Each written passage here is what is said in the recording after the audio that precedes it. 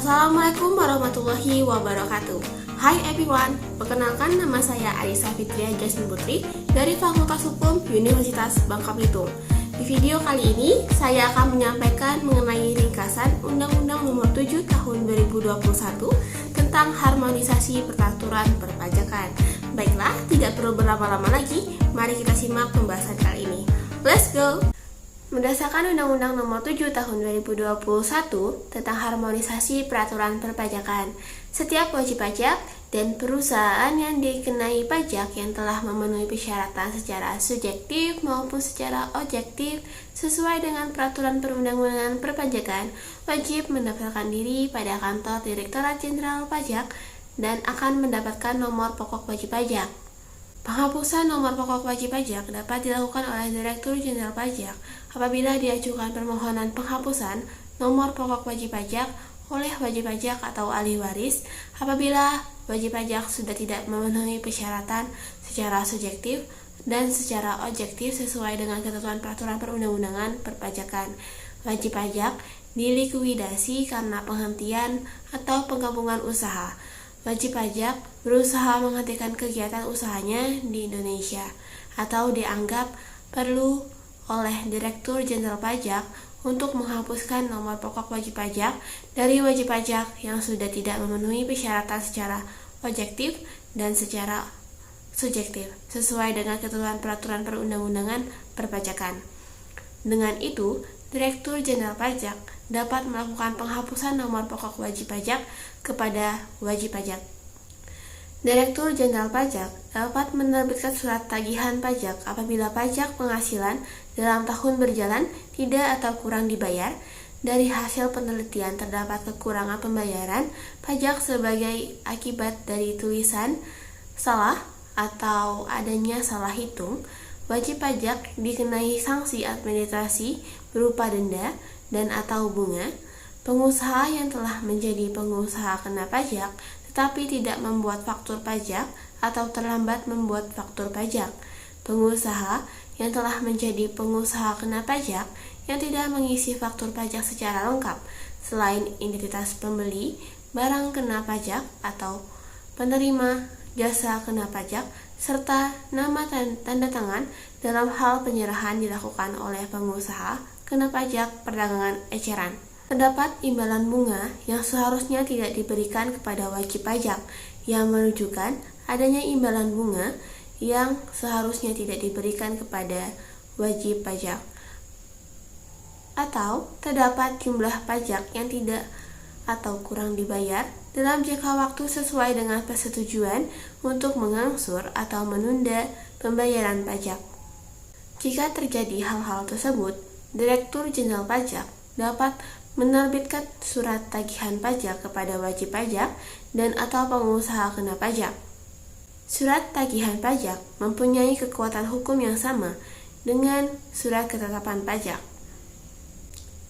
Wajib pajak dapat mengajukan keberatan hanya kepada Direktur Jenderal Pajak atas sesuatu seperti surat ketetapan pajak kurang bayar, surat ketetapan pajak kurang bayar tambahan, surat ketetapan pajak nihil, surat ketetapan pajak lebih bayar, atau pemotongan atau pemungutan pajak oleh pihak ketiga berdasarkan ketentuan peraturan perundang-undangan perpajakan.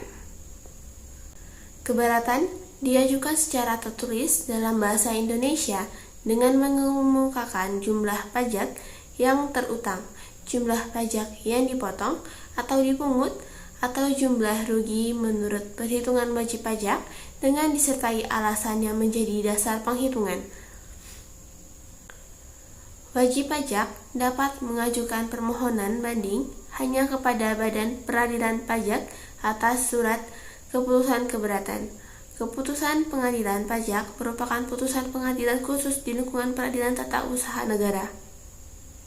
Dalam hal wajib pajak atau Direktur Jenderal Pajak mengajukan permohonan peninjauan kembali, pelaksanaan putusan pengadilan pajak tidak ditangguhkan atau diberhentikan.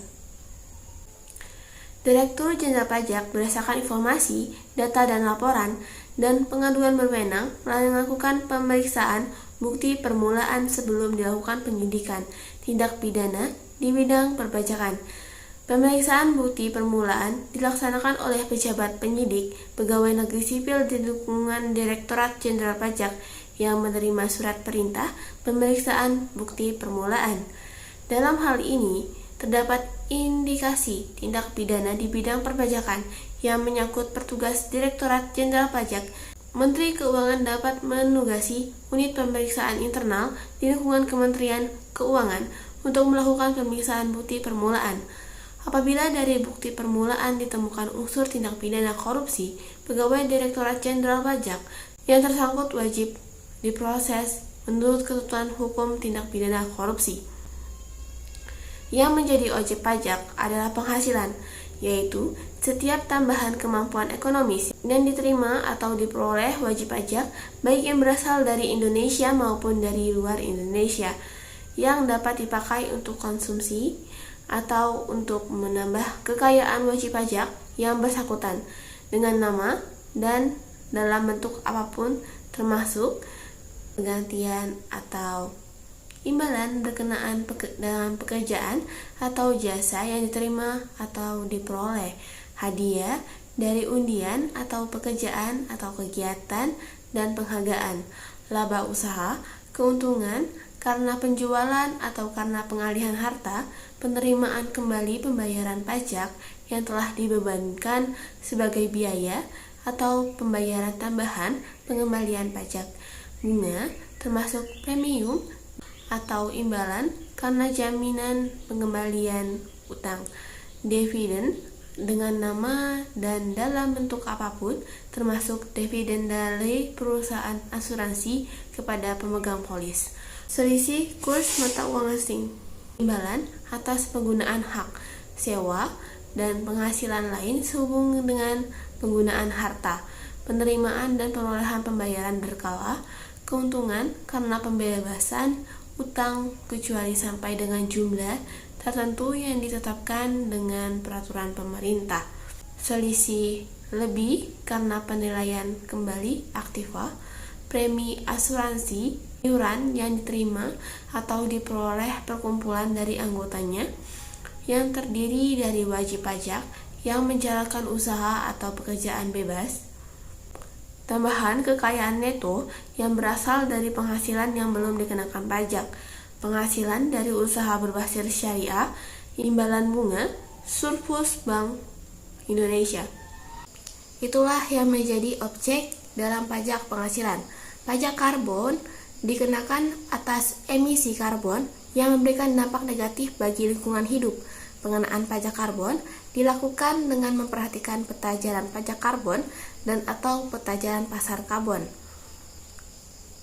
Peta jalan pajak karbon memuat strategi penurunan emisi karbon, sasaran sektor prioritas, keselarasan dalam pembangunan energi baru dan terbarukan, dan keselarasan antar berbagai kebijakan lainnya.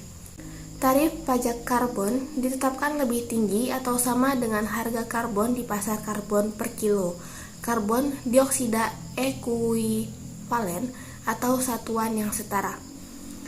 Cukai dikenakan terhadap barang kena cukai yang terdiri atas etil alkohol atau etanol dengan tidak mengindahkan bahan yang digunakan dalam proses pembuatannya. Minuman yang mengandung etil alkohol dalam kadar berapapun dengan tidak mengindahkan bahan yang digunakan dalam proses pembuatannya, termasuk konsentrat yang mengandung etil alkohol, dan hasil tembakau yang meliputi sigaret, cerutu, rokok daun, tembakau iris, dan hasil pengolahan tembakau lainnya, dengan tidak mengindahkan digunakan atau tidak bahan pengganti atau bahan pembantu dalam pembuatannya. Penambahan atau pengurangan jenis barang kena cukai diatur dengan peraturan pemerintah setelah disampaikan oleh pemerintah kepada Dewan Perwakilan Rakyat Republik Indonesia untuk dibahas dan disepakati dalam penyusunan rancangan anggaran pendapatan belanja negara. Baiklah, selesai sudah penyampaian materi dari saya. Walaupun terdapat banyak kekurangan baik dari materi dan penjelasan yang saya berikan. Sekian, terima kasih telah tetap stay menonton video saya kali ini. Dan jangan lupa like, comment, and subscribe. Wassalamualaikum warahmatullahi wabarakatuh. Terima kasih, bye-bye.